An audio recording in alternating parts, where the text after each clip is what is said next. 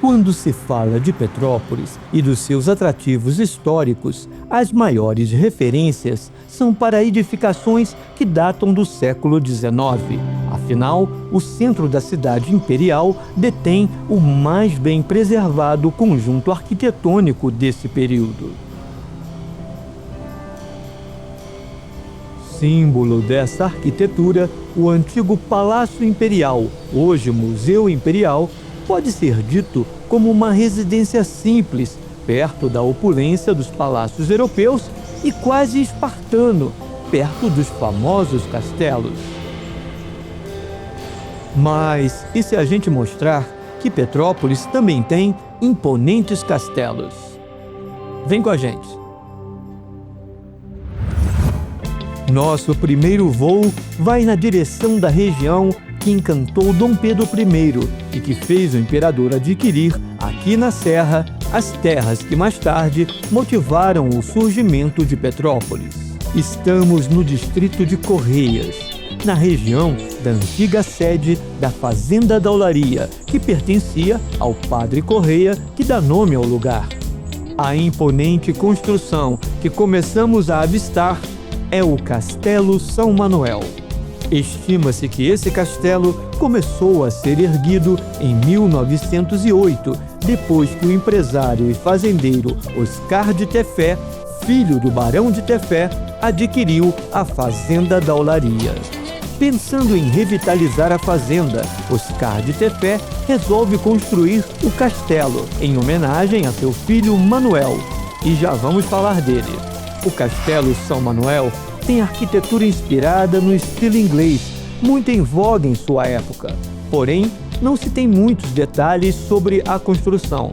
Todavia, 3 curiosidades cercam esse castelo. A primeira curiosidade é o próprio Manuel de Tefé, que dá nome ao castelo. Muito novo, ele começou pilotando motocicletas pelas ruas de Petrópolis e depois lá na França. Na Itália, passou para os carros com um Alfa Romeo. Manuel escreveu seu nome entre os pioneiros do automobilismo no Brasil. Ele correu a famosa subida de montanha rumo a Petrópolis e em 1933 foi vencedor do primeiro Grande Prêmio Cidade do Rio de Janeiro, no Circuito da Gávea. Essa foi a primeira corrida automobilística internacional no Brasil. E Manuel seguiu vencendo e correndo até 1960, em paralelo com uma carreira de diplomata e muitas outras aventuras. A segunda curiosidade sobre esse belo castelo é sua relação com Copacabana. Isso mesmo. Por muitos anos, a imagem de Nossa Senhora de Copacabana, que ficava nessa igrejinha de mesmo nome, esteve protegida no Castelo São Manuel. A família Tefé recolheu a santa quando a igrejinha histórica foi demolida em 1918. A imagem só retornou ao Rio de Janeiro em 1953, quando uma nova capela para a santa foi inaugurada. A terceira curiosidade coloca esse belo castelo na história do cinema no Brasil, ou quase isso. Afinal, por muito pouco, o castelo não se tornou o centro de um grande estúdio no melhor estilo de Hollywood.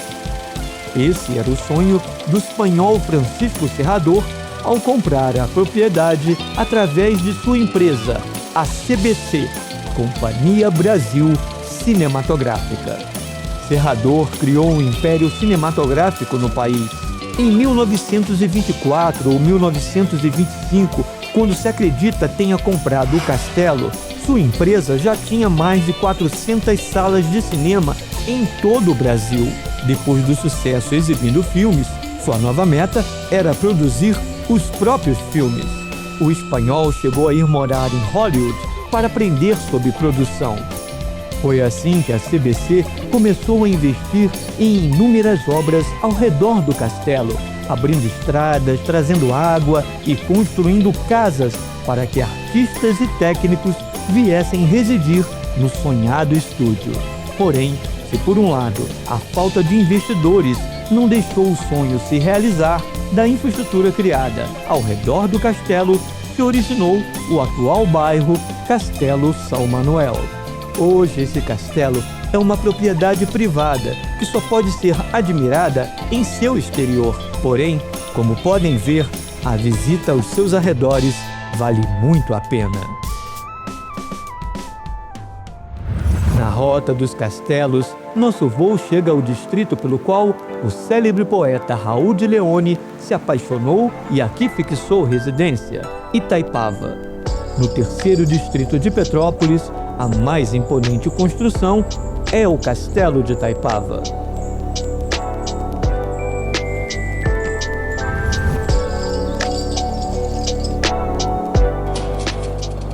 O castelo foi construído entre 1921 e 1926 pelo terceiro Barão de Vasconcelos, o médico Jaime Smith de Vasconcelos, que também foi um industrial de sucesso.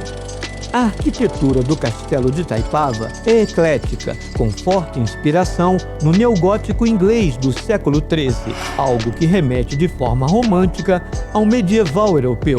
O projeto data de 1920, tendo como autores o arquiteto Fernando Valentim e seu sócio, o arquiteto Lúcio Costa, nome fundamental na criação de Brasília.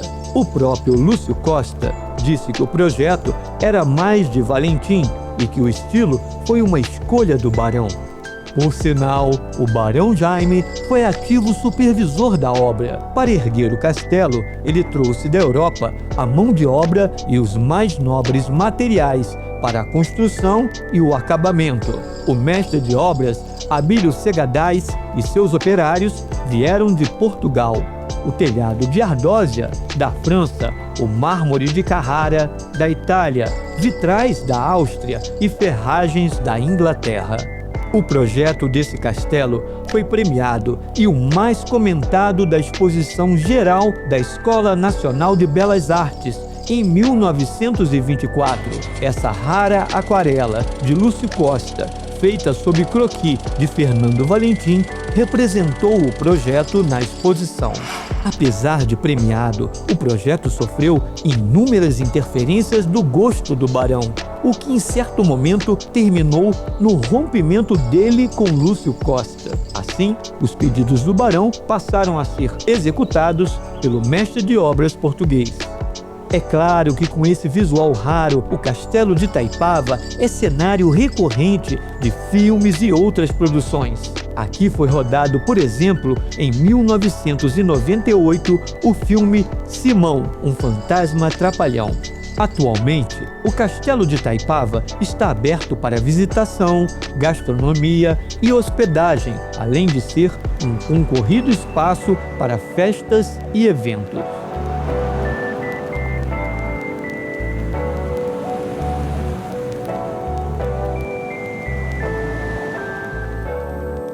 Está curtindo? Então, já deixa o seu joinha, se inscreve no canal da Televisual e ativa o sininho para receber o aviso de novos vídeos. Voamos de Itaipava para a subida da Serra de Petrópolis.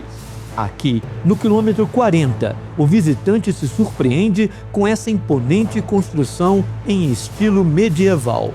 Cercado por sucessivas muralhas defensivas, típicas das fortalezas desse período, está o Castelo Ferreira da Cunha. Na entrada principal, passamos pela estátua de Estácio de Sá, o militar português fundador da cidade do Rio de Janeiro, e vamos descobrir a explicação para a origem desse castelo. Todo esse complexo foi concebido para abrigar mais de 3.000 itens históricos e réplicas da coleção do médico, museólogo e colecionador Sérgio Ferreira da Cunha. Muitos desses itens foram herdados por Sérgio de seu avô, o Conde da Cunha, e remetem à Guerra do Paraguai. O foco da coleção que é tombada pelo IPHAN são armas e itens militares e de combate, peças que vão dos artefatos indígenas, passando por espadas e armaduras, canhões e até itens das grandes guerras mundiais. Além disso, o castelo abriga uma vasta biblioteca sobre armamentos e temas militares. O Castelo Ferreira da Cunha começou a ser construído em 1957 e sua obra durou até 1990, quando o seu idealizador faleceu. E tanto quanto a coleção que abriga, a edificação é uma grande atração. A inspiração, naturalmente, são as fortificações portuguesas do século XII. Foram utilizadas diferentes técnicas arquitetônicas históricas. São mais de 15 mil metros quadrados de área construída. Dentro das muralhas protegidas por réplicas de canhões, se encontra variados elementos medievais: ponte levadiça, fosso, torres ameiadas, galerias subterrâneas, uma réplica de masmorra e muitos outros detalhes. Depois de ficar fechado por um bom tempo, atualmente o Museu de Armas Ferreira da Cunha recebe grupos de visitantes e escolas, mas apenas mediante agendamento prévio. Seguimos em nosso voo na Rota dos Castelos de Petrópolis, acompanhando a rodovia Rio-Petrópolis. Não muito longe, na altura do quilômetro 83, encontramos outra construção fantástica. Localizado no bairro Quitandinha, numa área privilegiada, está o Castelo Country Club. Construído entre as décadas de 1930 e 1940, o castelo foi pensado para ser residência de veraneio de Lorival Lopes Ferreira. Não se tem maiores informações sobre o idealizador do castelo ou mesmo sobre o seu projeto.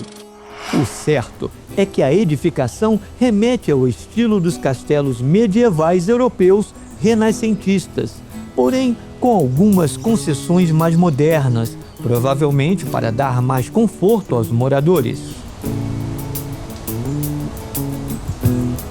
Todo em pedra e com detalhes arquitetônicos e elementos decorativos de muito bom gosto, o castelo retrata, por certo, toda a sofisticação pretendida pelo seu idealizador.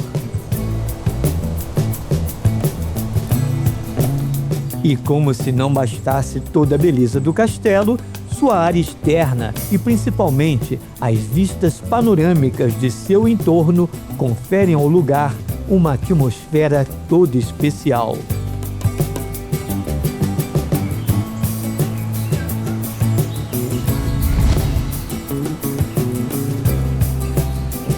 Depois de servir como residência de veraneio, o castelo foi transformado na sede de um clube social e esportivo, daí seu nome. Atualmente, o Castelo Country Club é um disputado espaço para festas e eventos. Além disso, oferece visitas guiadas aos turistas que vão desfrutar do espaço gastronômico que funciona no castelo.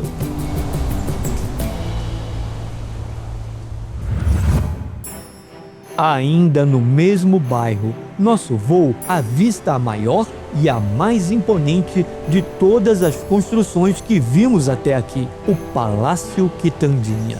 Porém, sejamos francos, o gigantesco sonho de Joaquim Rolla é nada menos que um típico castelo.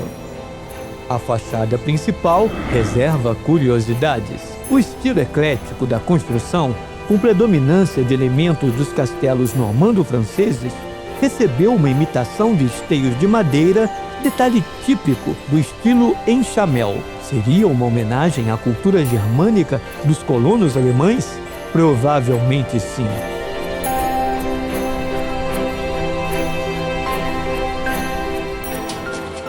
O projeto do Quitandinha é assinado pelos arquitetos e engenheiros Luiz Fossati e Alfredo Baeta Neves. Contudo, a partir de muita pesquisa, temos uma teoria de que a inclusão de elementos do enxamel Algo típico da Alemanha pode ter sido uma contribuição do sócio de Joaquim Rolla e proprietário do terreno, o engenheiro italiano Antonio Faustino. Isso seria como uma homenagem à história da cidade. Essa homenagem à cultura germânica fica clara quando vemos os projetos das casas feitos pela empresa de Joaquim Rolla para os terrenos ao redor do Quitandinha. As torres são as peças que mais aproximam o Quitandinha dos castelos normando-franceses.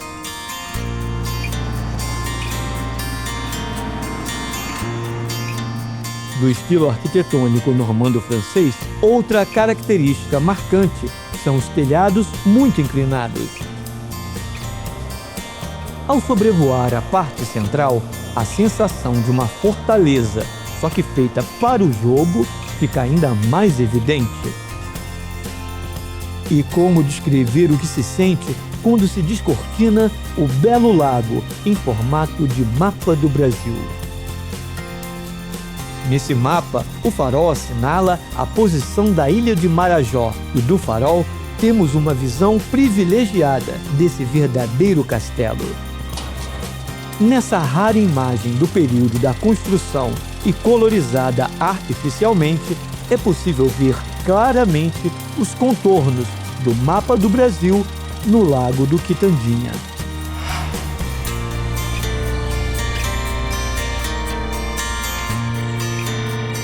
E nem vamos nos alongar falando do interior do Quitandinha, que merece uma visita calma e atenta, tamanha a riqueza de detalhes. Se do lado de fora a inspiração veio dos castelos europeus, aqui dentro o reinado é totalmente inspirado nos filmes de Hollywood. Um magnífico trabalho da decoradora e cenógrafa americana Dorothy Draper. A inspiração de Hollywood é evidente na Galeria das Estrelas, com seus imensos lustres Moravian Star fabricados pela Tiffany. Construído como uma fortaleza para o jogo, mas onde as grandes realezas sempre foram a arte e a cultura, hoje o Castelo Quitandinha, nos permitam chamá-lo assim, continua sob o poder desses monarcas. Administrado pelo SESC em um ativo centro cultural, uma saudável combinação de passado e presente e uma inspiração para gerações futuras. E para os moradores dos 440 apartamentos do seu condomínio, o Quitandinha segue emprestando todo o charme de ter sido construído para ser o maior hotel-cassino da América Latina. O que todos esses castelos nos ensinam é uma nova perspectiva para olhar Petrópolis. Eles são exemplos de como a arquitetura se constitui como um marco temporal da sociedade e sua história. E precisamos aprender como o ato de preservar a história se traduz em um nobre patrimônio para todos nós, nosso maior castelo.